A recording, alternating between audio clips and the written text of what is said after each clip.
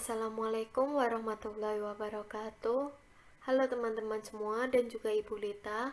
Kami dari kelompok 2 akan mempresentasikan hasil artikel kami yang berjudul Globalisasi Membawa Sistem Perekonomian Kapitalis dan Menggeser Perekonomian Pancasila. Berikut adalah nama-nama anggota kelompok kami. Selanjutnya, alur presentasi kami akan dimulai dari bab 1 sampai dengan bab 5. Nah, di sini saya sendiri akan menjelaskan bab 1, yaitu pendahuluan. Pendahuluan ini dimulai dari latar belakang. Latar belakang penulisan artikel kami adalah, sebagaimana yang kita ketahui sebelumnya, bahwa perkembangan sistem perekonomian dunia tidak bisa lepas dari konstruksi persaingan dua kekuatan besar, yaitu sistem ekonomi aliran barat, biasa disebut dengan kapitalisme, dan sistem ekonomi aliran timur, biasa disebut dengan komunisme. Akan tetapi, Indonesia sendiri tidak memilih antara kedua sistem ekonomi tersebut, melainkan Indonesia merumuskan sebuah ideologi ekonomi baru. Ideologi ekonomi baru ini sesuai dengan nilai-nilai bangsa, yang kemudian disebut dengan sistem ekonomi Pancasila. Nah, pada zaman sekarang ini, kekuatan ekonomi komunisme meredup, sedangkan kekuatan ekonomi kapitalisme muncul sebagai kekuatan ekonomi tunggal. Maka, mau tak mau, Indonesia pun ikut terseret arus kapitalisme. Arus kapitalisme ini membawa Indonesia menuju ke area pasar bebas. Padahal, pengertian kompetisi dalam moral Pancasila bukan dan tidak sama dengan free fight competition barat, yang di dalamnya mengandung cara-cara yang boleh merugikan pihak lain. Nah, inilah yang menjadi permasalahan bagi bangsa Indonesia itu sendiri. Selanjutnya ada rumusan masalah. Rumusan masalah pada penulisan artikel kami ada 2. Selanjutnya tujuan. Tujuan penulisan artikel kami ada 2. Yang pertama tujuan umum, yang kedua tujuan khusus. Kemudian terakhir adalah manfaat. Manfaat penulisan artikel kami pun juga ada 2. Yang pertama manfaat teoritis, yang kedua manfaat praktis. Kajian pustaka terdiri dari 3 bagian. Yang pertama, penelitian terkait, yang kedua teori, dan yang ketiga kerangka teori. Nah, saya akan menjelaskan mengenai bagian pertama, yakni penelitian terkait dan pengertian sistem perekonomian pada bagian teori.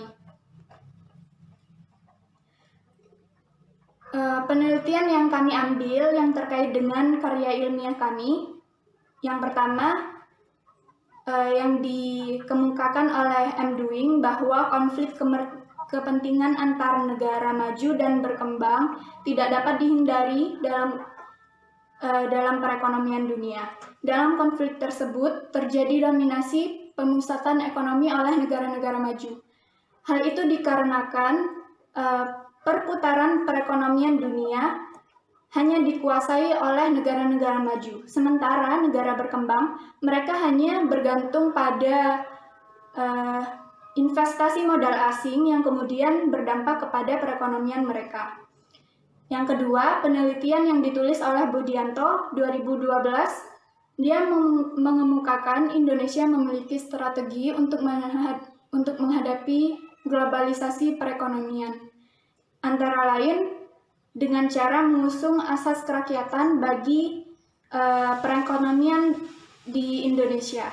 Yang kedua, meningkatkan kualitas sistem desentralisasi dan otonomi daerah. Hal ini merupakan upaya dari pemerintah untuk agar Indonesia dapat mencapai keseimbangan dalam perekonomian negara Indonesia. Kemudian, pengertian sistem perekonomian. Menurut M. Toin, dia mengartikan sistem perekonomian sebagai sebuah skema yang digunakan suatu negara dalam memecahkan persoalan-persoalan ekonomi yang dialami oleh negara tersebut agar persoalan ekonomi tersebut dapat diatasi dan diselesaikan. Kemudian, Sumarsono 2016 mengutip Gilarso 1992, Gillarzo mengemukakan pengertian sistem perekonomian sebagai tata cara untuk mengoordinasikan perilaku masyarakat, baik itu produsen, konsumen, maupun pemerintah, dalam menjalankan kegiatan ekonomi sehingga terbentuk suatu kesatuan yang teratur dan dinamis. Kemudian, sistem perekonomian menurut Du Menteri pada tahun 1996 yang ditulis dalam Sumarsono tahun 2016. Sistem perekonomian merupakan suatu sistem dengan instrumen kelembagaan yang mengatur kegiatan hubungan ekonomi antar manusia. Selanjutnya, saya akan menjelaskan tentang kapitalisme. Kapitalisme adalah sistem ekonomi yang bersandar pada kepemilikan modal pribadi maupun swasta terhadap alat-alat produksi dan pertukaran. Pihak swasta bertindak sebagai kegiatan perekonomian, sementara pemerintah sebagai pengawas perekonomian. Selanjutnya ada kerangka teori. Menurut Dr. Sri Edi Swasono mengemukakan perkembangan pemikiran sistem perekonomian Indonesia bermuara pada perwujudan masyarakat yang adil dan makmur sesuai dengan Undang-Undang 1945 dan Pancasila. Yang kedua, menurut pasal 33 Undang-Undang Dasar 1945 menyebutkan bahwa cabang-cabang penting kebutuhan rakyat dikuasai oleh negara sehingga melahirkan BUMN. Yang ketiga, menurut Prof. Dr. Emil Salim, juga mengibaratkan sistem ekonomi Pancasila sebagai sebuah bandul yang bergerak pada dua arah.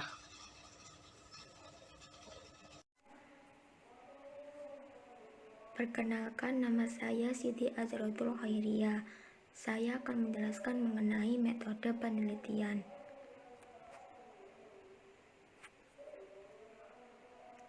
Yang pertama ada pendekatan penelitian. Pendekatan penelitian yang digunakan adalah kualitatif deskriptif, karena peneliti ingin menggambarkan fakta dan gejala tentang globalisasi membawa sistem perekonomian kapitalis dan menggeser perekonomian Pancasila. Pendekatan kualitatif deskriptif ini menurut Nawawi dan Martini menggambarkan keadaan atau suatu peristiwa objektif yang berdasarkan pada fakta. Selanjutnya ada sumber tertulis. Sumber tertulis yang pertama diambil pada Jurnal Ekonomi Pancasila di Tengah Arus Kapitalisme Pasar yang disusun oleh Samsul Umam tahun 2017.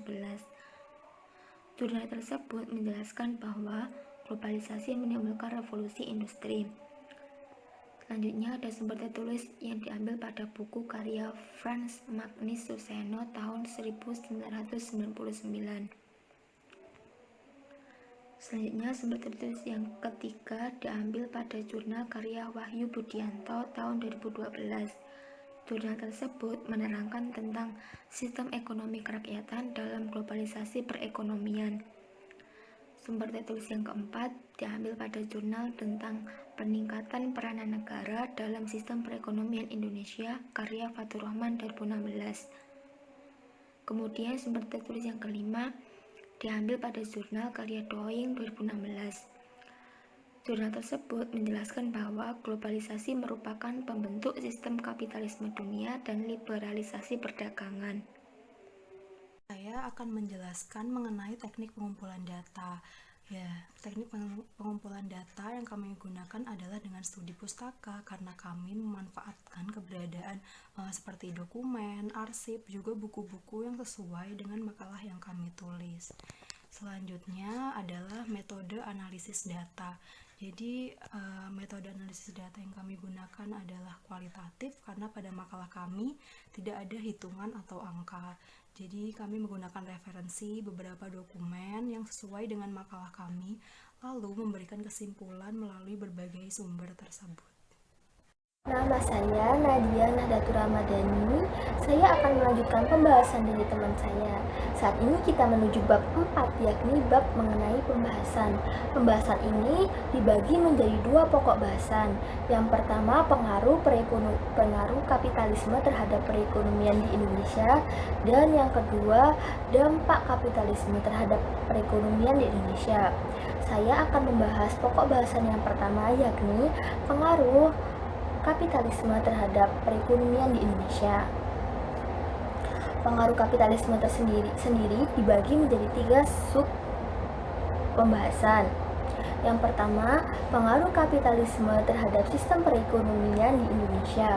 Seperti yang kita ketahui, di dunia ini terdapat 2 kubu ekonomi yang besar, yakni kubu kapital dan kubu komunis. Kita juga mungkin di SMA pernah mendengar bahwa Indonesia mengikuti gerakan non-blok. Hal tersebut berpengaruh juga terhadap perekonomian di Indonesia. Indonesia tidak memilih dari salah satu dari 2 blok tersebut, tetapi Indonesia memiliki sistem perekonomian sendiri yang dinamakan sistem perekonomian Pancasila. Namun, globalisasi ini membuat sistem perekonomian kapital sedikit banyak mempengaruhi perekonomian di Indonesia. Yang pertama, contohnya, keikutsertaan Indonesia di ajang MEA, yakni Masyarakat Ekonomi Asia, dan diizinkannya para investor untuk menanam saham di Indonesia. Pembahasan yang kedua yakni pengaruh kapitalisme terhadap hukum perekonomian di Indonesia. Indonesia sudah menyadari bahwa kapitalisme sedikit banyak mempengaruhi perekonomian. Oleh karena itu, untuk mengurangi pengaruh sistem perekonomian global, pemerintah mengatur beberapa kebijakan perekonomian. Seperti untuk menghindari eksploitasi pekerja, pemerintah membuat UU Ketenagakerjaan yang melindungi hak-hak para pekerja. Dan dalam Undang-Undang Dasar juga tegas disebutkan perihal pembatasan kepemilikan usaha perorangan.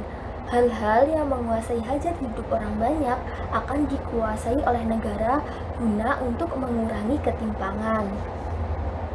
Pembahasan ketiga yakni pengaruh kapitalisme terhadap tingkat konsumerisme di Indonesia. Sejak adanya globalisasi, tingkat konsumerisme memang meningkat. Hal itu memang bagus, tetapi masyarakat ternyata tidak membeli suatu barang yang berdasarkan kebutuhan, tetapi lebih berdasarkan keinginan. Masyarakat menjadi hamba dari produknya sendiri, yang artinya masyarakat tersebut sendiri yang memproduksi dan masyarakat tersebut sendirilah yang mengkonsumsi. Hal tersebut didukung oleh kemajuan iptek.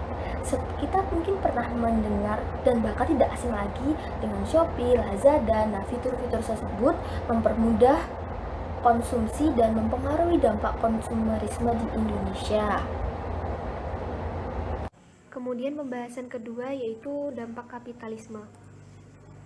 Dampak positif. Yang pertama, kapitalisme lebih memberikan keleluasaan bagi kaum pemodal untuk menggunakan modalnya secara bebas.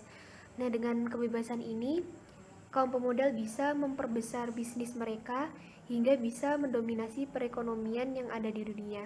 Kemudian yang kedua yaitu kapitalisme memicu kemajuan teknologi. Kaum pemodal sekarang tidak lagi bergerak di industri manufaktur, tetapi lebih pada industri pelayanan dan informasi yang dimana dengan ini mereka mendominasi dunia dengan kecanggihan teknologi yang mereka tawarkan. Kemajuan teknologi ini memberikan suatu kondisi hidup yang lebih mudah, nyaman, dan bebas. Manusia mampu memenuhi keinginan dan kebutuhan mereka karena semua dapat diciptakan dan tersedia. Kemudian yang ketiga yaitu produksi global dapat meningkat. Dengan kemajuan teknologi tadi, produksi global dapat meningkat dengan cepat sehingga hal ini bisa menyeimbangkan antara permintaan dan penawaran yang ada. Kemudian dampak negatif. Yang pertama yaitu kebebasan yang diberikan oleh kapitalisme membuat para pemodal berlaku sewenang-wenang. Contohnya pada perkebunan yang ada di Papua. Para pemodal merampas perkebunan besar raksasa yang ada di Papua ini sehingga masyarakat Papuanya bisa diam dan tak dapat mempertahankan eksistensi dan kelangsungan hidupnya karena tanah yang menjadi sumber penghasilan mereka satu-satunya telah dirampas tanpa kompensasi yang sebanding. Dalam hal ini, biasanya para pemodal bekerja sama dengan penguasa atau pemerintah daerah tersebut. Penguasa melindungi para pemodal dengan cara menyebutkan beberapa alasan bahwa hal ini dilakukan untuk memarginalisasikan masyarakat setempat. Kemudian yang kedua yaitu munculnya budaya konsumerisme di kalangan masyarakat. Kemajuan teknologi mengakibatkan masyarakat lebih konsumtif. Manusia dirangsang oleh iklan yang mengharuskannya membeli produk-produk baru yang sesungguhnya bukan dibutuhkan tetapi diinginkan karena sesuai dengan selera seperti digambarkan oleh iklan-iklan di media massa. Iklan dalam kapitalisme global ini ternyata telah menciptakan suatu masyarakat konsumen yang mengkonsumsi yang seakan-akan menjadi sapi perahan bagi kaum kapitalis atau kaum pemodal. Kemudian yang ketiga yaitu kemajuan teknologi mengakibatkan manusia mengalami alienasi. Alienasi merupakan konsep yang dipopulerkan oleh Marx yang mengatakan bahwa kaum buruh mengalami alienasi karena mereka diasingkan dari dirinya sendiri sebagai makhluk yang harus bekerja demi kelangsungan hidupnya. Misalnya, kemajuan teknologi ini kan seharusnya bisa mempersingkat waktu kerja para buruh. Namun sebaliknya mereka ingin bekerja lebih lama atau lembur demi mendapatkan keuntungan lebih. Buruh mendapatkan ekstra penghasilan dari kerja lembur tersebut, tetapi waktu yang mereka gunakan untuk menjalin kebersamaan dengan keluarga menjadi berkurang. Kemudian kesimpulan yang dapat diperoleh dari makalah di atas yakni bahwa kapitalisme memberikan pengaruh dan dampak terhadap kehidupan manusia modern saat ini, baik positif maupun negatif. Meskipun banyak pengaruh dan dampak negatif dialami oleh negara berkembang, namun hal itu dapat menjadi sebuah tantangan bagi negara berkembang untuk semakin memajukan perekonomian negaranya, utamanya bagi Indonesia. Indonesia yang menganut sistem perekonomian Pancasila harusnya lebih dapat bersaing dengan negara lain. Pemerintah, swasta, dan rakyat harus bersinergi bersama untuk membangun perekonomian bangsa Indonesia. Nadia Nahdlatul. Kali ini saya akan membahas saran-saran. Saran yang pertama ditujukan untuk pemerintah. Kelompok kami berharap pemerintah sebagai pemegang kebijakan sekaligus regulator hendaknya benar-benar memperhatikan kebijakan ekonomi yang akan atau sedang dirumuskan jikala tekanan kapitalisme ini. Yang kedua, saran untuk masyarakat. Penulis berharap masyarakat menumbuhkan kesadaran untuk bersama-sama menyokong pemerintah dalam melaksanakan kewajibannya. Dan saran yang terakhir ditujukan kepada penelitian selanjutnya. Kelompok kami berharap dan menyarankan bahwa penelitian selanjutnya bisa lebih mengembangkan lagi artikel ilmiah mengenai ekonomi di kala kapitalisme ini, mengingat urgensi pembahasan ini dan mengingat bahwa tulisan kami jauh dari kata sempurna. Berikutnya akan ditampilkan daftar pustaka. Kami mengambil beberapa jurnal dan buku untuk dijadikan sumber-sumber referensi yang relevan dengan penelitian kami. Sekian dari kami, mohon maaf jika ada salah kata. Terima kasih. Wassalamualaikum warahmatullahi wabarakatuh.